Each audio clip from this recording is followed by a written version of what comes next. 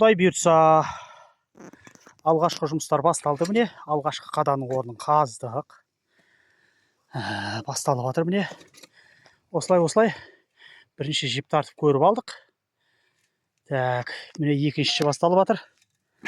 Дұрыстап қаз. Мына жерге Құдай нәсіп етсе 2 метрлік биіктігі дуал қойсақ деген, темір қаңылтырдан қойсақ деген ниет бар. Алла бұйыртса, сол үшін мына жердегі ағаштардың бәрін кесіп тастадық. Кедергі келтіріп тұрған, 10 жылдай сала алмадық дейді күйеуім. Ерте қайтты дейді. Енді ер адамға байланысты ғой бұндай жердің бәрі. Әйел адамның қолынан ештеңе келмейді. Сонымен тоқтап қалды дейді. Бәрі мына жерде дәретханасын да бұзып алып кетіпті.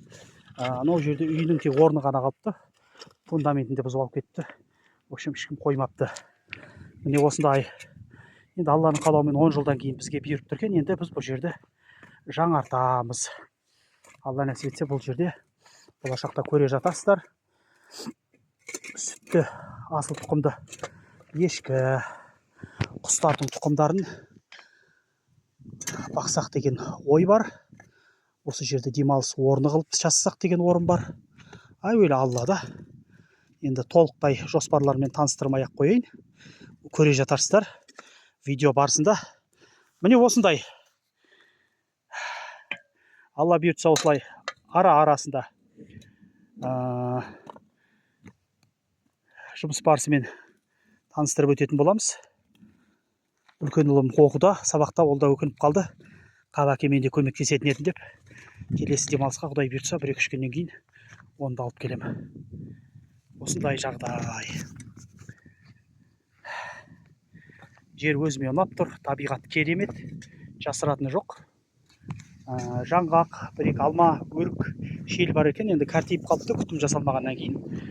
Мал рахатын көрген шығар деп ойлаймын енді. Анау таулар, ауа райы мынандай таудың басында керемет енді.